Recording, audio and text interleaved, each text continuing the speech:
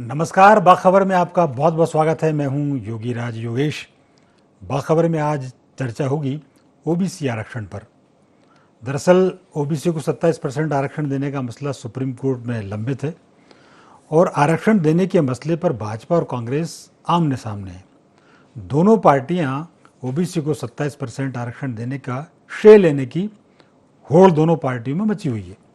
कांग्रेस कहती है कि हम 27% के प्रयास हमने किए, बीजेपी कहती है कि हमने प्रयास किए। इस बीच 13% जो पोस्ट हैं पीएससी के वो होल्ड कर दिए गए, उन पर अभी कोई निर्णय नहीं हो पाया। मामला चूंकि पेचीदा है, सुप्रीम कोर्ट में लंबित है और सुप्रीम कोर्ट ने अब 23 सितंबर से इस पर डे टू डे सुनवाई का फैसला किया है और इसको टॉप ऑफ द बोर्ड में रखा है। ये मतलब टॉप प्रायोरिटी पे ये मसला होगा। तो जब तक सुप्रीम कोर्ट से कोई डिसीजन नहीं होता तब तक ऐसी स्थिति बनी रहेगी। अब ये दीगर बात है कि दोनों पार्टियां इसका श्रेय लेने की कोशिश में लगातार प्रयास करती रहती हैं और मध्य प्रदेश की राजनीति इन्हीं के आसपास चलती रहती है। तो आज इसी पर चर्चा करेंगे, लेकिन अभी देखते हैं कि किस नेता ने ओबीसी आरक्षण को लेकर क्या कहा। जो तारीख थी उस पर भी सुप्रीम कोर्ट न्यायालय ने कहा था कि आप इस पूरे मामले को सुलझाना चाहते ही नहीं हो, डिसीजन तक ले जाना नहीं चाहते हो। कल भी ये माननीय सुप्रीम कोर्ट के जज ने कहा, जो आरक्षण की बात है उसमें सरकार की नीति है कैसे तारीखें आगे बढ़े, टले, जीरा ही नहीं हो, डिसीजन तक जाए नहीं, समाज ओबीसी समाज को 27% आरक्षण मिले ही नहीं। ये सरकार की नीति। क्लियर कट ओबीसी का आरक्षण कमलनाथ जी लेके आए थे। ओबीसी को आरक्षण हम देना चाहते हैं। 55 सालों तक सत्ता का सिंहासन का सुख भोगने वाली कांग्रेस पार्टी ने कभी ओबीसी वर्ग के आरक्षण की चिंता की? अगर चिंता की होती तो शायद आज ओबीसी वर्ग कहां से कहां पहुंच गया होता। कालेलकर आयोग की रिपोर्ट को दबाने का पाप किसने किया? कांग्रेस पार्टी ने किया है। मैं पूछना चाहती हूं कि मंडल कमीशन की रिपोर्ट दबाने का काम किसने किया? सत्ता के मद में मदहोश कांग्रेस पार्टी ने कभी भी राष्ट्रीय पिछड़ा वर्ग आयोग को संवैधानिक दर्जा नहीं दिया। 2018 में जब दुर्घटनावश आपकी सरकार बनी तो अगर आपके मन में ओबीसी वर्ग को सही अर्थों में आरक्षण दिए जाने की इच्छा होती तो आप पूरी तैयारी के साथ विधानसभा में वो अध्यादेश लेकर आते, लेकिन आप आधी अधूरी तैयारी से कानून लेकर आए क्योंकि आपको पता था कि ये कोर्ट में चैलेंज हो जाएगा और इस पर रोक लग जाएगी। आज हमारी प्रतिबद्धता ओबीसी समाज को 27% आरक्षण देने की है। यही कारण है कि हम लगातार इस दिशा में प्रयास कर रहे हैं। तो देखिए, अभी आपने सुना दोनों पक्षों के अपने अपने दावे हैं। कांग्रेस के अपने तर्क हैं, भाजपा के अपने तर्क हैं। इसी बीच कोर्ट के जो तर्क हैं वो बड़े महत्वपूर्ण होते हैं, वकीलों के जो तर्क हैं वो बड़े महत्वपूर्ण, और कोर्ट का फैसला ही इस मामले में अंतिम फैसला होगा। तो आज चर्चा इसी पर होगी और चर्चा शुरू करने से पहले आज जो हमारे गेस्ट हैं उनसे आपका परिचय करा दूं। आज मेरे साथ स्टूडियो में वरिष्ठ पत्रकार हैं प्रकाश सक्सेना जी। प्रकाश जी, प्रोग्राम में आपका बहुत बहुत स्वागत है। हमारे साथ ऑनलाइन जुड़े हुए नागेंद्र परमार जी। नागेंद्र जी, प्रोग्राम में आपका भी बहुत बहुत स्वागत है। और बहुत जल्दी डॉक्टर राहुल रंजन जी हमारे साथ जुड़ेंगे। तो फिलहाल चर्चा की शुरुआत, नागेंद्र जी, मेरी आवाज़ आपको मिल रही है? जी जी योगी राज। हाँ नागेंद्र जी, मैं जानना चाह रहा हूँ, देखिए अब आप तो चूंकि दिल्ली में बैठते हैं और कानून के विशेषज्ञ और पूरी स्थितियों पर नज़र भी रखते हैं।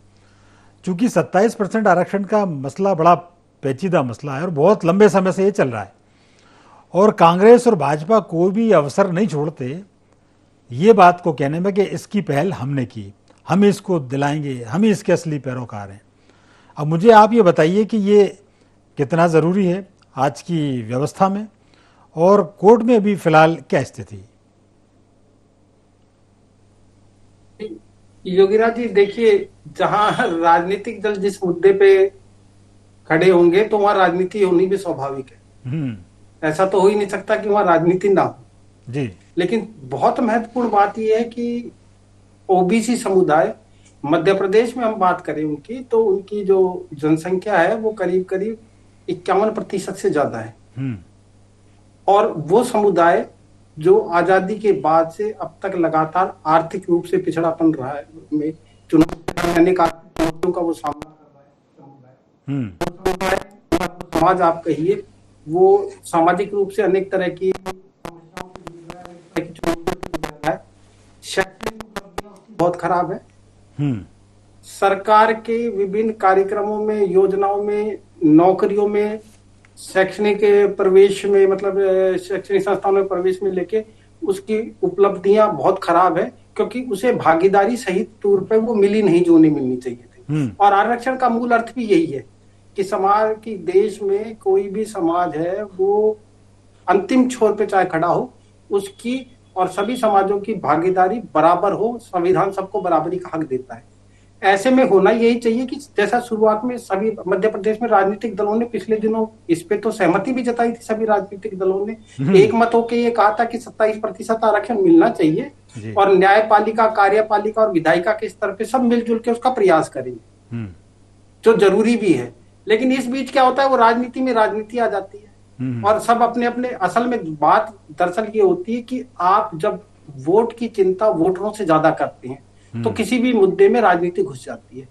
इस मामले में होना चाहिए कि वोट की राजनीतिक लाभ के लिए चिंता नहीं करनी चाहिए, वोटरों की चिंता करनी चाहिए, उनकी भलाई के लिए चिंता करनी चाहिए। असल बात ये है, उन समाज के लिए, भलाई के लिए चिंता करनी चाहिए जो आजादी के 75 वर्ष बाद भी अनेक तौर पे पिछड़ा हुआ है करने के लिए। और जहां तक मेरा को इस मामले में मेरा अपडेट है वो यही कि कोर्ट में, सुप्रीम कोर्ट में मामला चल रहा है और नवंबर के दूसरे सप्ताह में इसमें फाइनल सुनवाई होनी है।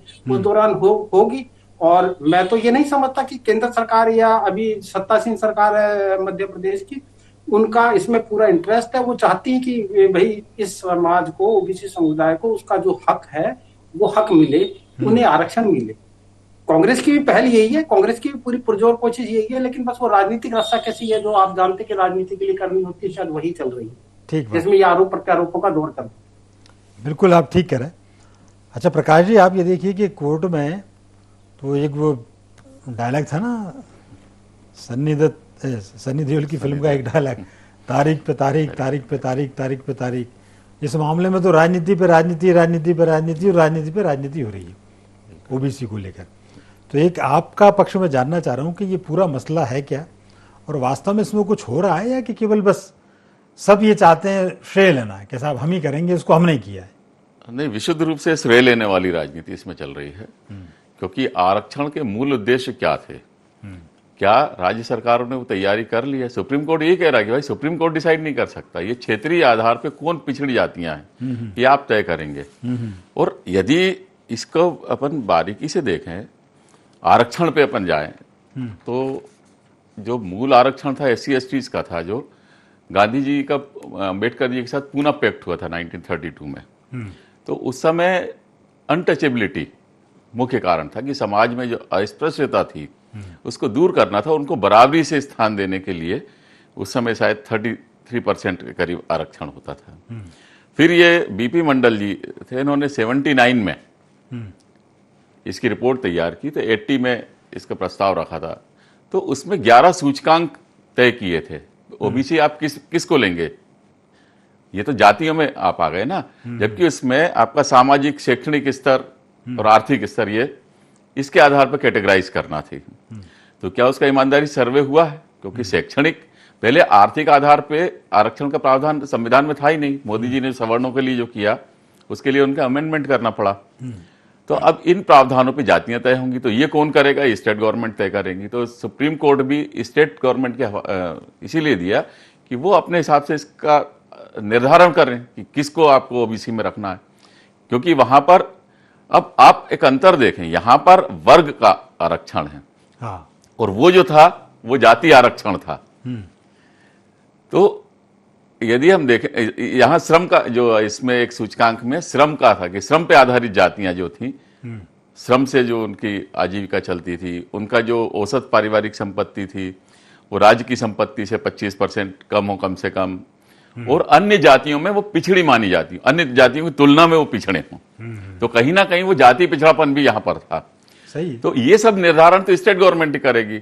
अब कांग्रेस बीजेपी पे टाल रही, बीजेपी कांग्रेस 15 महीने यहां पर उसमें रही, क्या उसने इतनी जल्दी सर्वे कर लिया था? ये तो ये सब मापदंड तय करके जातियां निर्धारित कर ली हैं, क्या ये फाइनल क्यों नहीं हो पा रहा? ये एक दूसरे की राजनीति के चक्कर में ज्यादा हो रहा है। सही बात है। अच्छा, इन सब में हो क्या रहा है कि ये तो मामला चल ही रहा है, वो जो बेचारे जो पीएस से सिलेक्टेड जो लोग जो 13% होल्ड कर गए, हाँ, उनकी पोस्ट, उस पर कोई डिसीजन नहीं हो पा रहा। तो मैं एक इसमें चूंकि एक मेहमान हमारे राहुल रंजन जी और जुड़े। राहुल जी, मेरी आवाज़ आपको मिल रही है? योगीराज जी आवाज सुनाई दे रही है आपकी। हाँ, मैं ये जानना चाह रहा हूँ राहुल जी, ये ओबीसी का जो 27% के आरक्षण का जो मसला है, ये पूरा भोपाल से लेकर और दिल्ली तक गूंज रहा है और सुप्रीम कोर्ट, पहले लोअर कोर्ट, फिर हाई कोर्ट और सुप्रीम कोर्ट में पहुंच गया है। तो इस पूरे मसले को लेकर एक आपकी समग्र प्रतिक्रिया चाहिए थी कि वास्तव में ये मसला है क्या? क्या कांग्रेस भाजपा इसको सही दिशा में इसको निपटाना चाहते हैं? क्या उनकी मंशाएं ठीक हैं या केवल ये राजनीति में उलझ के रह जाएगा? योगीराज जी, ये जो आरक्षण का मामला है वो सीधा सीधा राजनीतिक है। मतलब मेरी समझ जहाँ तक है कि ये मामला इतना पेचीदा नहीं है जितना पेचीदा इन राजनीतिक दलों ने इसको बना दिया। हर बार अपने अपने स्वार्थ के लिए इन लोगों ने उसमें काट छांट की है। अलग अलग वर्गों को, अलग अलग जातियों को, अलग अलग कैटेगरियों को इन लोगों ने बांटा है।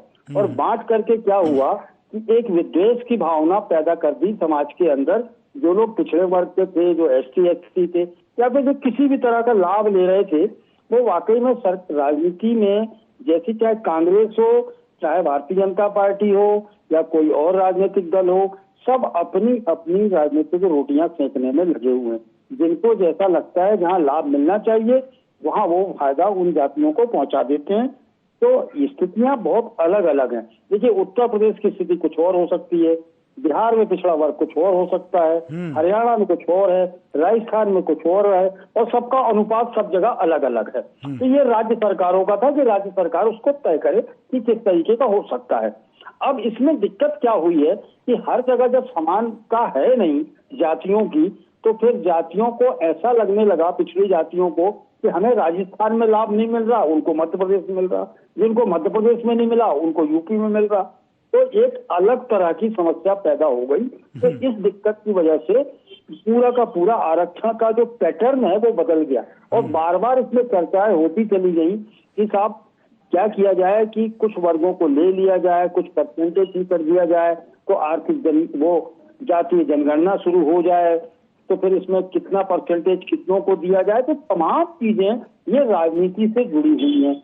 देखिए, सबसे बड़ी बात यह कि ये मामला सामाजिक था और आर्थिक स्तर पर था, और उसको लेकर के था कि आपका स्टेटस, समाज में स्थितियां, आपकी खेती बाड़ी, आपके आय के साधन, आपके पारिवारिक शैक्षणिक स्तर, तो ये तमाम चीजें इसके अंदर आकर के जुड़ती थी, तब इसके बाद में होता था। अब क्या हुआ, आज देखिए 3 वर्ग खड़े हो गए। एक तो राजनीतिक दल खड़े हो गए, सामाजिक सेक्टर के नेता एक अलग टाइप के लोग खड़े हो गए, राजनीतिक लाभ लेने वाले लोग अलग खड़े हो गए, और फिर इन सबके साथ में एक वर्ग और खड़ा हो गया जो पुश करता है, जो आवाजों को बढ़ाने का काम करता है, जो राजनीतिक दिशा को, दृष्टिकोण, एक नए दृष्टिकोण से पैदा कर देते। तो कंफ्यूजन कभी दूर राजनीतिक दल नहीं कर सकते। महाराष्ट्र में मराठा खड़े हो जाते हैं, मध्य प्रदेश में क्या, आप ये बताओ मेरे को, पिछड़ी वर्गों में जैन समुदाय हिंदुस्तान में कहाँ पिछड़ा वर्ग, लेकिन मध्य प्रदेश में लाभ मिल गया। और ऐसे हो सकता है बिहार में किसी राजनीतिक दल ने किसी और पिछड़े वर्ग को दे दिया गया, दलित और पिछड़ा बिहार माना जाता है। सही है। तो तमाम चीजें अलग अलग हो गई योगी राज जी, और ये खिचड़ी इतनी बुरी फंस गई है कि आरक्षण का मसला कुछ समय के लिए संविधान ने तय किया था, कुछ वर्गों के लिए इनका स्टेटस बढ़ जाएगा, लेकिन अंततः क्या हुआ, राजनीतिक दलों ने, चाहे कांग्रेस हो, चाहे भारतीय जनता पार्टी हो, उसके अलावा भी जो लोग आए या इनके समर्थक रहे हों या विरोधी रहे हों, लेकिन सबने आरक्षण को हवा दी है और अपने लाभ के लिए दी है, वोट बैंक के लिए दी है। सरकारें इन्हीं पिछड़े वर्गों के चक्कर में और दलितों के चक्कर में बदलती रही हैं, बनती रही हैं। सरकारें आई है सत्ता में, फिर विपक्ष में चली गई, तो ये तमाम चीजें घटती रही। ये बिल्कुल कैलकुलेट नहीं किया गया, ठीक बात है, किसको देना है। भाई देखिए योगी राज जी, सीधी बात है कि आप एक पिछड़े वर्ग को 15 साल से, 20 साल से, 25 साल से, 30 साल से आप उनको सुविधाएं दे रहे हो, तो क्या उनका आर्थिक स्तर नहीं बदला, उनका शैक्षणिक स्तर नहीं बदला? तो सरकारों को तो एक चीज करना चाहिए, तो सीधी बात है, हम आपको फैसिलिटीज दे देंगे, सुविधाएं आप मुहैया करा दीजिए उनको, लेकिन कैटेगरी तो बदलिए आप कि किस कैटेगरी में आप आरक्षण दोगे। इस समय हिंदुस्तान में कैटेगरियां, 4 कैटेगरी में आरक्षण मिलता है। 4 कैटेगरी, मतलब एक बार आपको आवेदन भर, किसी सरकारी नौकरी का भी उदाहरण ले ले, तो पहले आपको वहां से पास होने से लेकर के वहां भी कैटेगरी है, फीस की भी कैटेगरी है, हॉस्टल की भी कैटेगरी है, तो यहाँ सही से है। शुरू हो जाता है। फिर वहाँ परसेंटेज की भी कैटेगरी है, फिर नियुक्ति की भी कैटेगरी है, ये आपने फिर पदोन्नति बिल्कुल- की भी कैटेगरी है। बिल्कुल अब ठीक इतनी कह रहे हैं। झंझट बना है।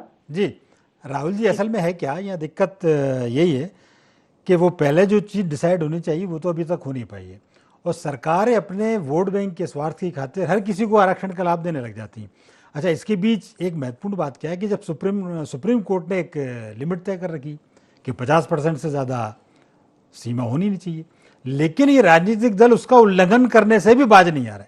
नागिन जी, आपसे इस बारे में एक रिएक्शन चाहूँगा कि जब सुप्रीम कोर्ट ने एक व्यवस्था दी, चूंकि वो तो न्याय का सिद्धांत है, आप सबको ही आरक्षण दे देंगे, तो क्या जो बाकी जो जातियां हैं, जो अगली जातियां हैं या जो और जो लोग हैं, ये उनके साथ अन्याय नहीं हो जाएगा क्या? जी योगीराज जी, देखिए इसी को लेके तो आप ये देखिए ना कि पिछले कुछ वर्षों में अब जो स्वर्ण जातियां हैं, वो स्वर्ण जातियां भी लगातार ये मांग करने लग गई है कि आरक्षण का आधार आर्थिक होना चाहिए। और ऐसा भी नहीं है, अब बदली परिस्थितियों में स्वर्ण जातियों में भी बहुत सारी जातियां ऐसे हैं जो आर्थिक रूप से पिछड़ गई हैं, सही। शैक्षणिक तौर पे, सामाजिक तौर पे पिछड़ गई है, उनकी वार्षिक आय, उनके पास संसाधन या अन्य चीजों को लेके।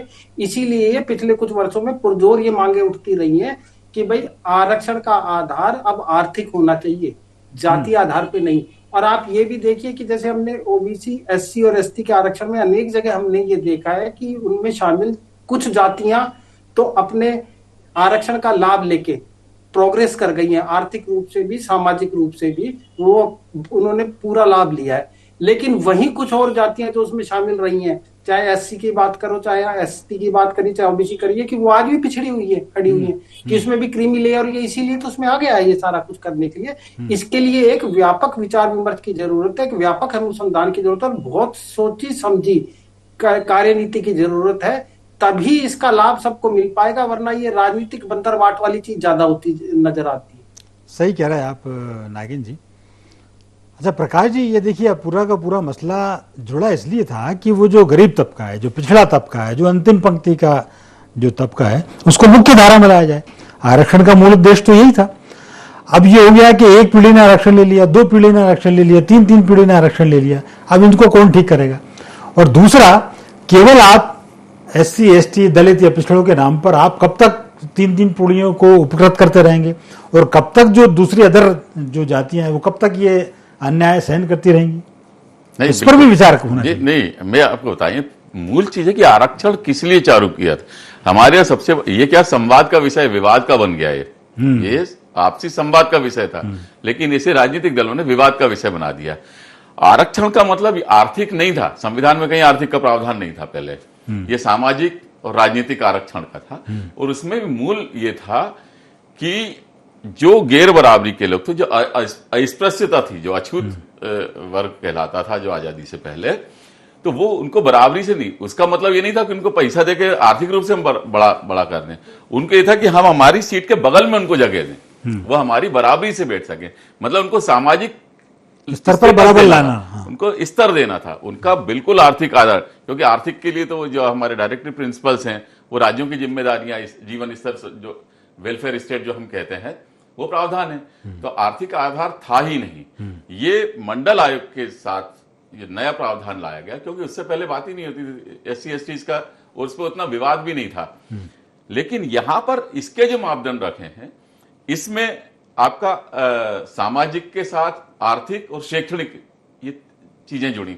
अब आप सामाजिक देखें तो अब जो सवर्ण वर्ग है उसमें भी सामाजिक ठीक है, उनसे भेदभाव नहीं हो रहा, पर आर्थिक और शैक्षणिक स्तर पे वो भी पिछड़ने लगे। और कई जो ओबीसी वर्ग में हैं वो आर्थिक सामाजिक स्टेटस पे आज भी बहुत ऊंचे हैं, जिनको आप ओबीसी आरक्षण में ले रहे हैं। तो इसलिए ये विवाद का विषय बन गया। तो जैसे राहुल रंजन जी ने भी कहा था कि ये राजनीतिक दल अब बांटने लगे। आपको बताऊं, जब मैंने पूना पैक्ट की बात करी थी, तब वो अंग्रेज बांटने की कोशिश कर रहे थे। इस समय मैकडोनाल्ड थे शायद वो उसके प्रधानमंत्री ब्रिटेन के, तो उन्होंने एक सांप्रदायिक नीति लाए थे कि जो हिंदुओं का जो था एक अलग, ये दलित वर्ग के लिए अलग और बाकी हिंदुओं के लिए अलग कॉन्स्टिट्यूंसी का प्रावधान उन्होंने किया था, निर्वाचक मंडल। तो गांधी जी ने उसको ताड़ गए, बोले नहीं हम हिंदुओं को बंटने नहीं देंगे। तो उन्होंने फिर अंबेडकर जी से यरवदा जेल में, पूना में 1932 में मीटिंग की, बड़ी मुश्किल से वो माने और ये समझौता किया नहीं, हम अपने हिंदू वर्ग में ही आपको रिजर्वेशन का प्रावधान देंगे। तो हिंदू वर्ग में वो सीटें बढ़ी और उनके लिए अलग प्रावधान था, और मतलब एक ही कैटेगरी उन्होंने डिवाइड नहीं होने दिया। आज हम आजाद भारत में हैं और आज जो राजनीतिक दल हैं वो डिवाइड करने की स्थिति में है। एक अच्छा संवाद के साथ एक अच्छा फार्मूला यदि ये लोग बनाए तो विवाद खत्म हो सकते हैं। ठीक है, आपने ये बड़ी महत्वपूर्ण बात की, और ये बात सही है कि अच्छा इसी के प्रयास तो अभी किए थे मध्य प्रदेश में, कांग्रेस के नेता भी बैठ गए, बीजेपी के भी नेता बैठ गए, और मीडिया में मैसेज भी ये दे दिया गया कि हम तो सब इस मामले में एक हैं, लेकिन फिर जाके मामला वहाँ उलझ गया। अच्छा राहुल जी, अब चूंकि इस पूरे मसले पर सुप्रीम कोर्ट ने इसको टॉप प्रायोरिटी पर रखा है, और कोर्ट का ये मानना है कि अब हम 23 तारीख से बिल्कुल डे टू डे की और बिल्कुल बहुत जल्दी इसकी सुनवाई करेंगे, और ये टॉप ऑफ द बोर्ड में है, मतलब सबसे पहले यही मुद्दा रहेगा। तो क्या आपको अभी उम्मीद लगती है कि अब बहुत जल्दी हो सकता है इसका कुछ समाधान आ जाए? अच्छा, फिर समाधान आ जाए और वो सबको समझ में आ जाए, ये भी एक महत्वपूर्ण पहलू है। राहुल जी।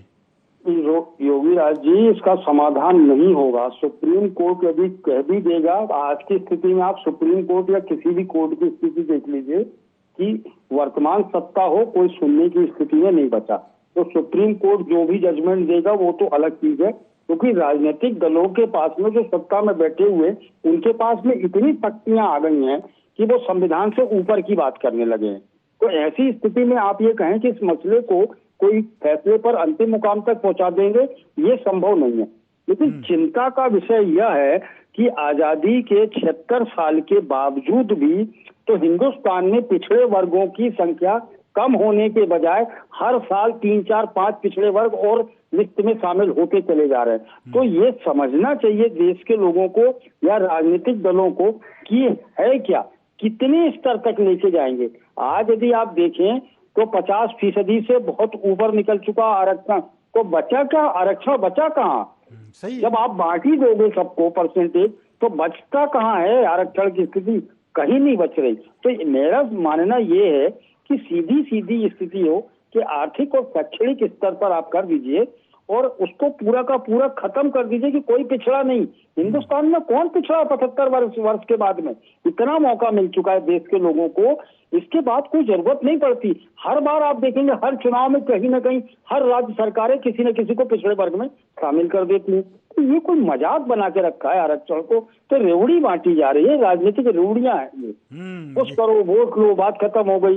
ऐसे ऐसे वर्गों को डाल दिया इन लोगों ने जो सक्षम है, जो जिनका स्टेटस बहुत बड़ा हुआ है, तो वो लोग इसका लाभ उठा रहे। तो आरक्षण मजाक बन गया और राजनीतिक अपनी इच्छा शक्ति को, राजनीति को बढ़ाने के लिए, राजनीति के रोटियां सेंकने के लिए लोगों ने आरक्षण को एक हथियार बना लिया, उसका इस्तेमाल कर रहे हैं।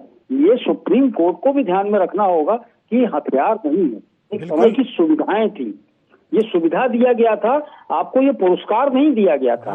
ये आपको पुरस्कार अब इन लोगों ने समझ लिया कि नहीं, ये तो हमारा बपौती हो गई। तो आरक्षण किसी देश में बपौती नहीं है, ये आपने सुविधा है।